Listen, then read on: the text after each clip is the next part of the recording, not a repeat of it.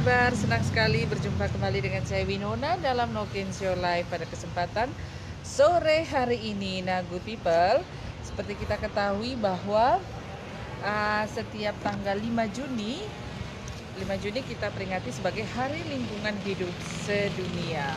Walaupun lewat satu hari di good people, tapi No Show Live ingin mengajak good people berbincang-bincang sejenak dengan seorang pemerhati lingkungan yang bekerja juga pada salah satu lembaga lingkungan.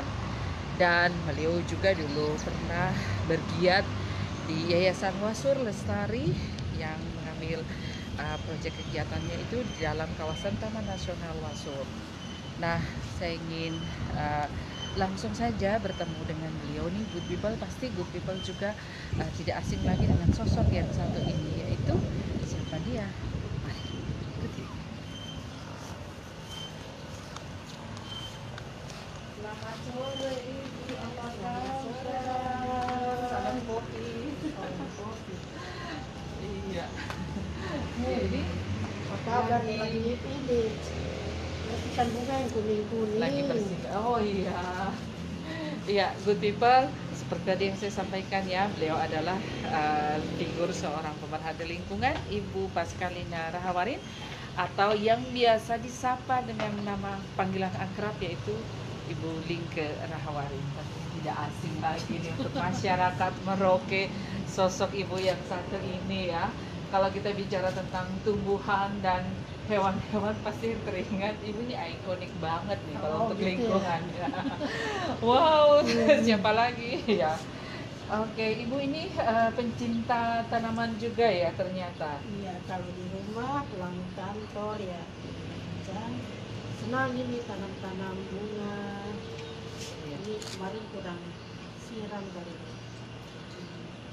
Nah, good people, di sekitar rumah Ibu Lingke ini sangat asri sekali ya, apalagi agak mendung-mendung seperti ini, membawa hawanya jauh lebih sejuk lagi ya Ibu ya. Oke, ini good people, kita mau kepoin rumahnya Ibu Lingke ya. Seasri apakah rumahnya beliau, kita kepoin dan sambil kita ngobrol-ngobrol terkait tentang lingkungan. Boleh ya Ibu ya? Ya, mau di dalam saja, soalnya ada mendung-mendung. Oh iya, kayaknya enakan di dalam. Ya, Lebih hangat. Ya,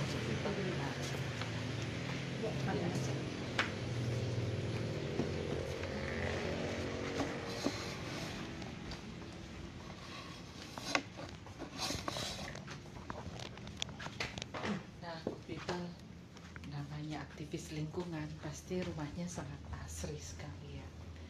Wow, hijau-hijau. Yang datang juga pucuk tuh. Yang selalu pucuk. Oh, selalu pucuk nona terus. Iya, terus. Wah, ini Ibu sepertinya juga penyuka artefak gitu ya. Oh, Dari iya. mana nih? Kalau saya tugas ke Asmat, selalu pulang bawa ukiran. Oke. Karena itu salah satu apa ya, budaya yang sangat unik dan sangat menarik di Asmat. Jangan sampai nanti ke depan mungkin tidak ada ukiran lagi. Karena kita lihat juga pemikir-pemikir sekarang yang mulai berkurang ya. Di Asmat itu mesti ada regenerasi. Iya.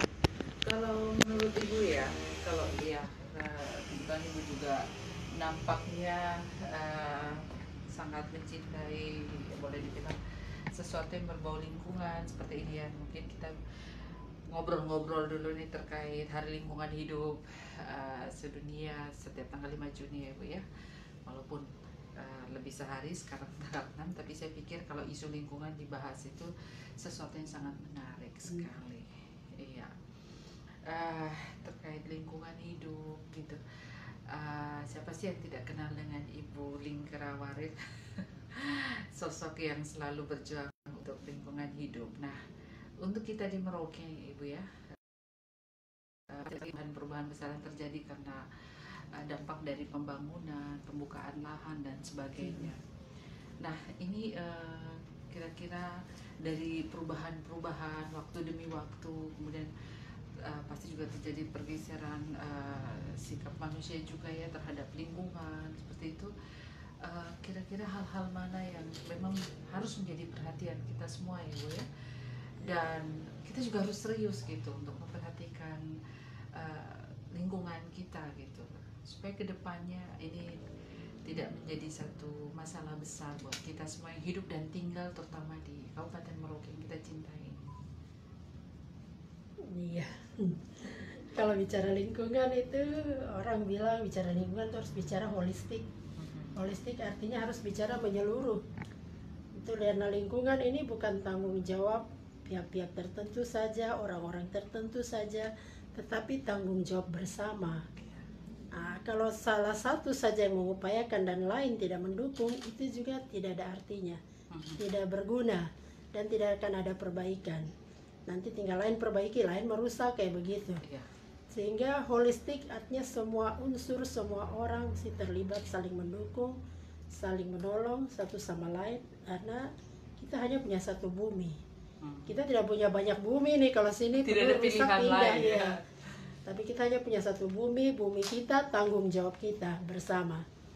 Nah, begitu juga kita tahu di masalah lingkungan dari hari ke hari ya.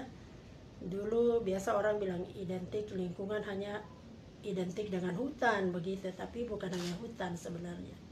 Tapi ke hati juga keanekaragaman hayati.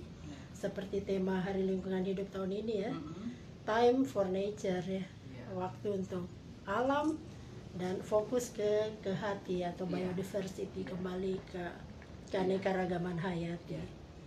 Ya, kita tahu keanekaragaman hayati ini juga dari hari ke hari semakin berkurang. Termasuk kita di Merauke. Kalau dulu kita bilang di Merauke ini kota rusa. Ya, itu mungkin ya jalan ke Taman Nasional pasti bisa dapat lihat rusa atau ke kampung-kampung di pinggir. Tapi itu kan dalam realitas saat ini sudah jauh berkurang. Nah, kalau kita jalan belum tentu bisa ketemu. Nah, setelah rusa tidak ada saham, ada kanguru. Nah, ini juga mulai jadi sasaran. Nah, kalau kita lihat kan masih kecil-kecil udah dijual di pasar jadi daging ya. Nah, mungkin ini juga yang harus dibangun kesadaran ini ya. Itu tidak ada di tempat lain selain kita di selatan Papua ini dan di Australia ya. Khususnya untuk yang jenis wallaby, yang jenis orang bilang apa namanya saham torai, kalau orang Merauke bilang saham torai. Nah, itu sudah juga semakin hari semakin berkurang. Jadi untuk bicara lingkungan, mari kita mulai dari diri kita, dari keluarga kita, dari tempat di mana kita berada, sekolah kita, tempat kerja kita, rumah. Mulai dari hal-hal yang sederhana. Buang sampah pada tempatnya, menjaga kebersihan diri, kebersihan rumah, seperti itu. Kalau kita terbiasa di tempat kita, kita keluar, kita mau buang sampah sembarang juga pasti risih. Jadi seperti itu ya, di Merauke juga ada masalah lingkungan, terutama kalau kita bicara ke hati ya kelihatan mulai banyak yang berkurang ya. Nah, sementara di sisi lain masyarakat kita, terutama masyarakat adat, masih hidupnya sangat tergantung pada sumber daya alam. Tergantung pada keanekaragaman hayati itu. Benar sekali. Oke. Kalau kembali ya, mungkin sekilas terkait dengan tadi bagaimana masyarakat adat yang juga masih sangat tergantung pada sumber daya alam. Dan sejauh ini menurut pengamatan Ibu ya, ketika banyak sekali pada akhirnya lahan-lahan yang terbuka untuk perumahan dan sebagainya, nah itu kedepannya kira-kira langkah-langkah apa sih yang sebenarnya juga harus diantisipasi juga oleh kita semua, dan terutama juga untuk mengambil kebijakan sendiri. Iya, untuk lahan-lahan yang terbuka misalnya untuk investasi, pasti pemerintah juga perlu investasi. Tidak harus semua lahan itu dikonservasi ya. Harus jadi taman nasional, jadi cagar alam atau hal-hal yang lain. Tapi juga pemerintah perlu investasi, perlu pembangunan, sehingga tentu ada lahan-lahan yang juga harus disediakan untuk itu. Yang penting harus sesuai dengan aturan. Ada RT/RW. RT/RW itu kan sudah dibagi, biasa ada lahan untuk budidaya, ada lahan untuk lindung. Nah, jadi lahan budidaya ini pun dibagi-bagi. Mana pemukiman, mana yang untuk investasi, mana yang untuk jalan, seperti itu Iya. sudah diatur semua. Nah, jadi ikut itu, jangan buat di luar aturan itu. Yang kedua, karena lahan di Papua ini kan tidak ada yang kosong. Mhm. Kalau kita bilang hutan, kamu bilang sungai, kan rawa tuh semua orang punya, ada marga yang punya. Iya. Jadi caranya harus orang Jawa bilang kulonun, kan? Kalau kita di Papua permisi dulu ke yang punya mau tidak kasih. Nah, jadi caranya juga ada, harus mengikuti cara-cara. Kalau kita bilang apa namanya, padiat apa ya, harus persetujuan pertama tanpa paksaan. Jadi bagaimana masyarakat itu diinformasikan apa yang mau dilakukan atas lahannya secara terbuka, secara jujur, dan biarkan mereka yang memutuskan Iya. tanpa ada intimidasi atau paksaan dari pihak manapun. Kalau mereka rasa oh ini baik untuk kita, untuk anak cucu kita ke depan, oke saya mau kasih dari mana ke mana.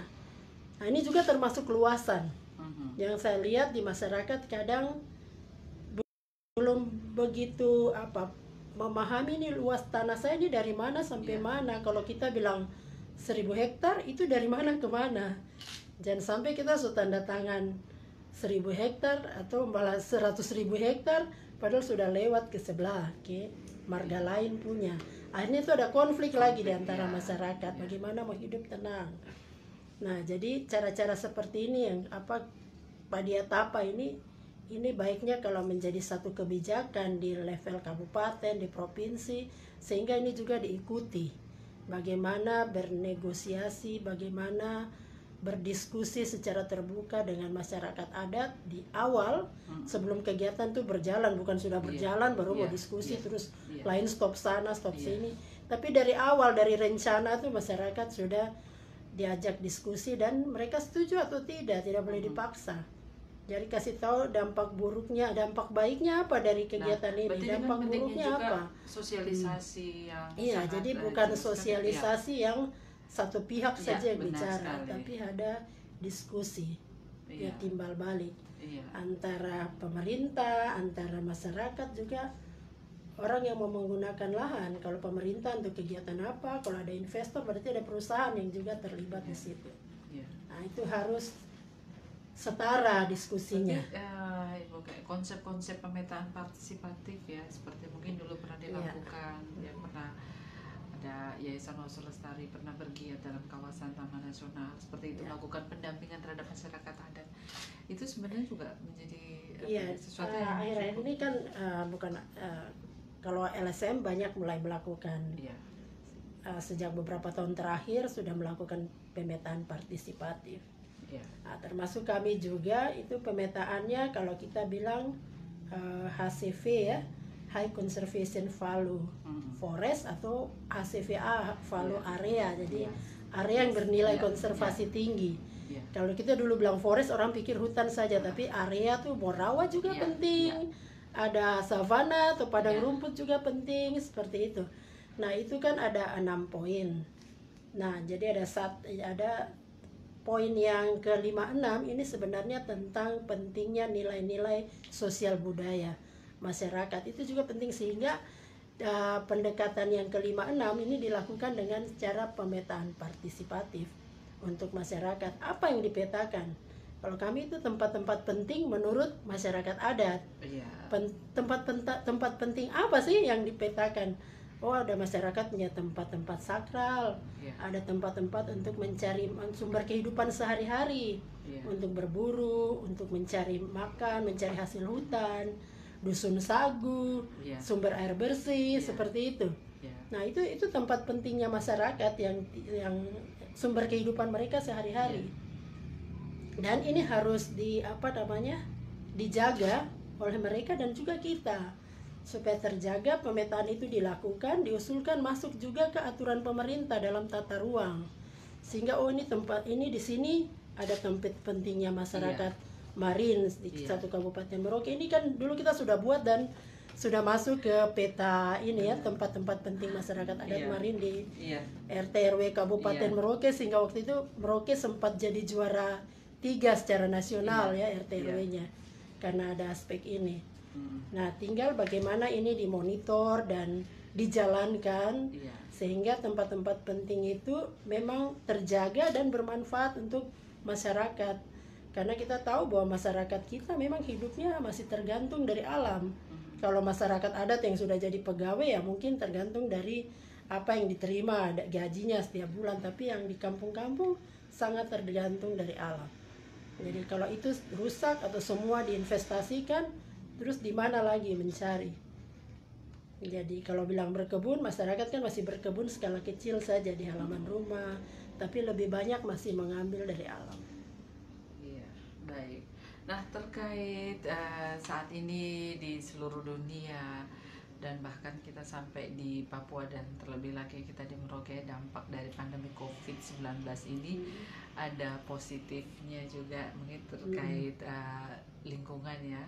Bilang bumi sedikit beristirahat dari aktivitas Sedikit yang tenang. sedikit tenang, katanya lapisan ozon juga sudah informasinya lebih baik, langit jauh lebih cerah dan sebagainya.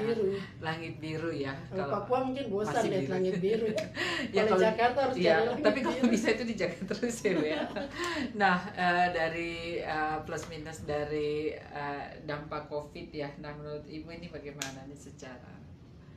Ya, minusnya kita tahu bahwa ini berbahaya ya. Bahwa ada banyak orang yang meninggal, banyak keluarga yang bersedih atau berduka karena kehilangan orang-orang terkasih.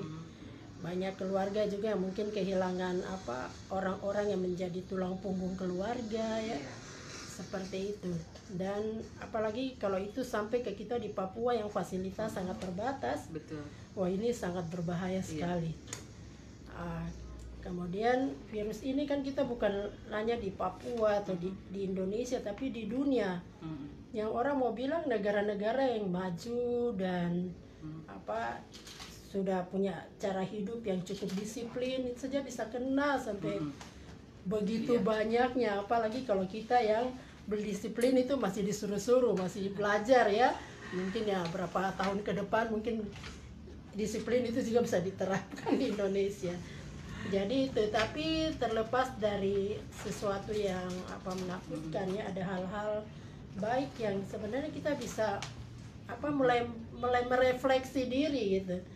Kalau yang tadinya pada saat tidak COVID semua sibuk kerja, tidak ada perhatian juga mungkin untuk rumah, tidak ada perhatian untuk keluarga.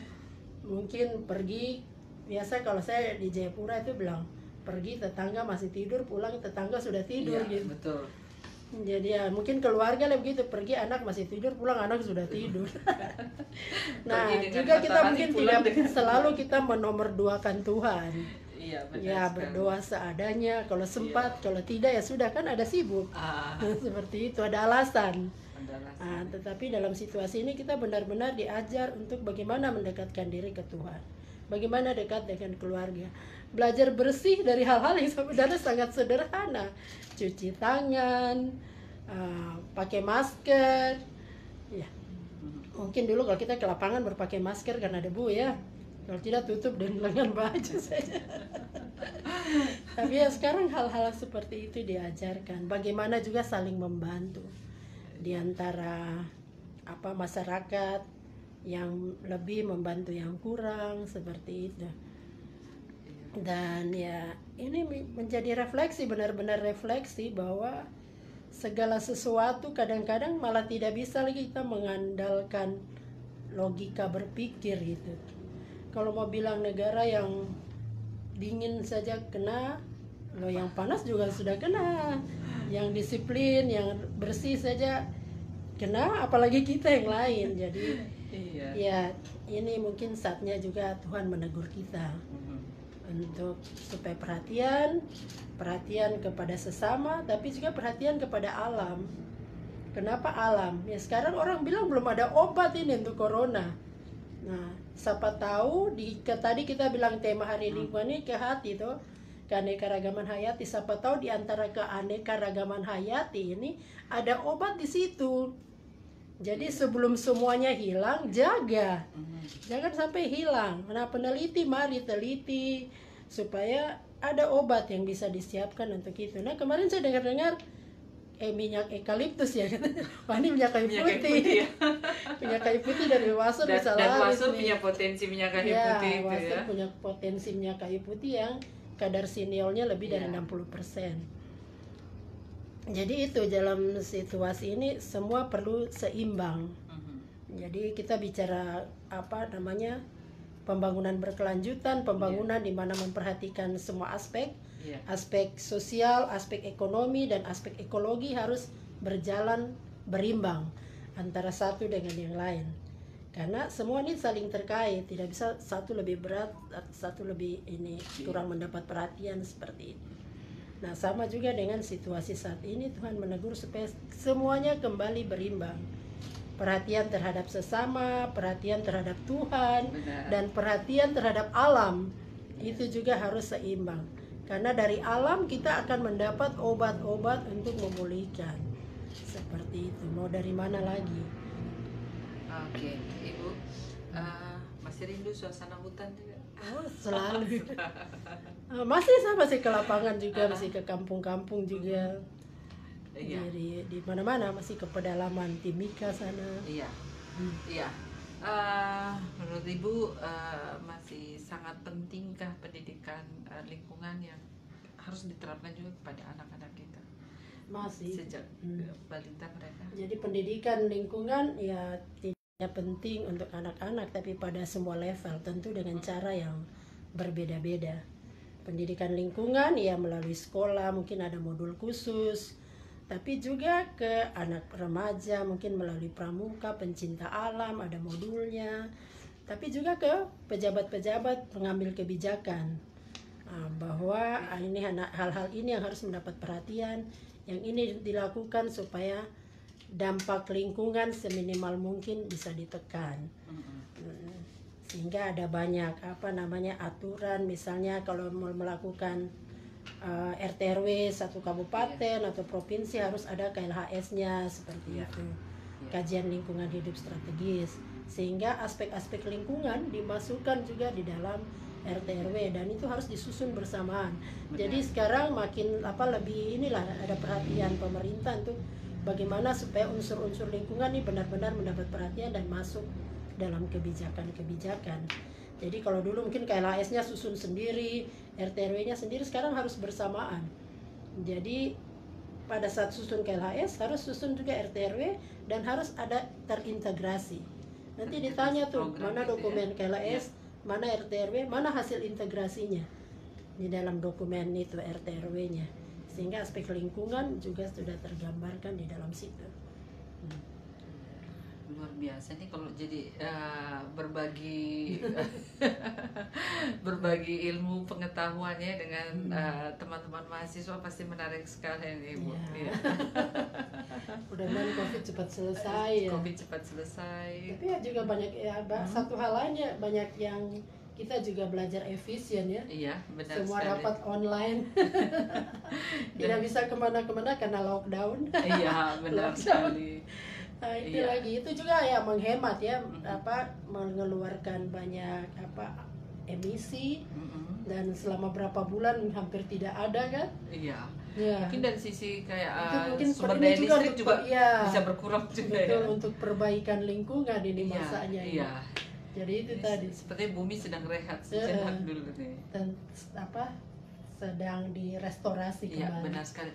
Dan kalau saya boleh melihat ini satu pemandangan juga yang cukup berbeda ya di suasana pandemi COVID ini. Orang jadi senang berkebun, bercocok tanam, bertanam-tanam ria kayak seperti itu. Betul. Pertama kan ada waktu, kedua takut kelaparan. Kalau keadaan ekonomi ini satu dunia. Iya. Kalau cuma kita di sini saja mungkin Jakarta bisa bantu, tapi kalau Indonesia semua ini satu dunia, siapa mau bantu siapa gitu. Iya. Malah kan banyak terjadi pemutusan hubungan kerja, kan kasihan begitu karena tidak ada pemasukan ya dari perusahaan-perusahaan seperti itu. Jadi ya mungkin kalau masih punya lahan di rumah atau di kampung ya Ibu ya. Sebenarnya kalau punya lahan terapkan saja pertanian terpadu. Semua ada di satu halaman walaupun kecil. Sekarang kan bisa banyak hidroponik, tanam di atas sayur, dibawa piara ikan dalam satu halaman bisa dapat makan untuk sebulan lah. Kita jadi pintar ya. Betul. Jadi sebenarnya kalau terapkan pertanian terpadu saja di lahan yang terbatas itu sangat bisa. Iya. Apalagi untuk kita di Papua yang masih luas-luas ini ya, halaman bisa pakai main bola kan. Good People ini menjadi salah satu tips cerdas juga ya di situasi pandemi COVID ini dengan memanfaatkan lingkungan, bahkan itu tadi ya dengan cara hidroponik juga itu juga menjadi satu solusi. Sekarang juga. kan tidak sulit belajar, jangan bukan nonton film aja, tapi nonton itu tips-tips bagaimana memanfaatkan lahan terbatas dengan tanaman, dengan piara ikan. Terus kan ada di perikanan itu juga mereka menyediakan tuh bibit-bibit ikan yang murah dan kita bisa piara. Iya. Ini ada masukan juga dari Good People ya, katanya salam sehat Meraukeku, mantap Kakak Winona Nokensio, peduli lingkungan, gayanya keren jadi sehat, salam hormat untuk Ibu Lingkerawari dari Maria Talaupun. Salam kembali. Iya, dari beberapa Good People juga sementara sedang menyaksikan ya. Selamat sore Suster Vincenti Nenggolan di Wendu, yang punya sekolah alam juga. Iya, sama-sama Pastor Andi. Sama-sama Pastor Andi. Ya, juga ada Ibu Naomi Bunga juga. Ya, ternyata topik memang ini sangat menarik pada sore hari ini ya, karena pasti suka tidak suka ini menyangkut kita semua yang hidup dan tinggal di atas planet bumi ini kan, Ibu. Oke, sebelum kita mengakhiri perbincangan kita yang hangat di suasana senja, Ibu mungkin ada sesuatu yang mau disampaikan kepada Good People. Iya, ini di mana Merauke, di mana-mana dengar. Ya, masyarakat Merauke, Papua, Indonesia dan di mana saja yang mendengar obrolan kita sore ini. Ya, dalam situasi COVID-19 kita merayakan Hari Lingkungan Hidup Sedunia yang dengan tema Time for Nature, waktu untuk alam, yang fokus pada biodiversity atau keanekaragaman hayati.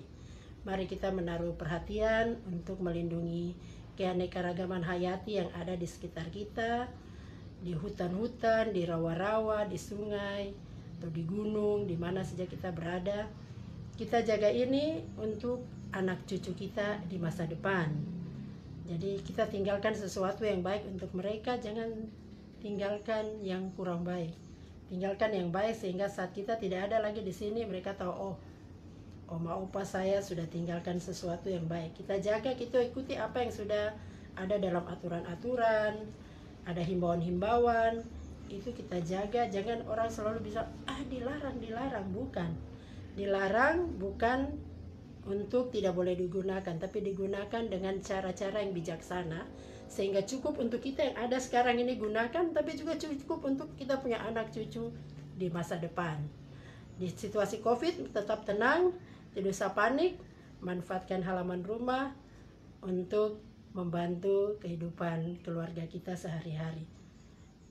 Saya pikir itu saja ya. Terima kasih banyak sudah menyaksikan ini. Tetap semangat. Oke, luar biasa. Nah, Good People, demikian bincang-bincang hangat kita dengan figur seorang aktivis dan juga pemerhati lingkungan, Ibu Paskalina Rahawarin, yang familiar disapa Ibu Lingkerawari. Jadi sangat ikonik sekali dengan lingkungan hidup. Oke, Good People, seperti biasa bahwa Nokensio Live juga didukung oleh Cafe Valentine, Core Inn Hotel, Pinang Siri Resto, Donat Kiran, Sinar Mas Multifinance, Era Mas Group, kemudian dari Swiss Bell Hotel, Halogen Hotel, Floris, Rumah Makan Beda Seringgu, Waterpark Kelapa Gading, Bobaho, kemudian dari Fiona Cake, Muka Makan Cake, kemudian juga Rumah Kopi Dewarung, Namek Store, Pele Clothing, kemudian juga dari Amici, Vivitas, dan tentunya juga turut didukung oleh RRI Radio Tanggap Bencana COVID-19. Saya Winona dan kerabat kerja yang bertugas undur diri. Terima kasih untuk bersamaan kita. Salam lingkungan hidup. Terima kasih Ibu. Salam COVID ya. Salam COVID. Semoga COVID cepat berlalu. Amin.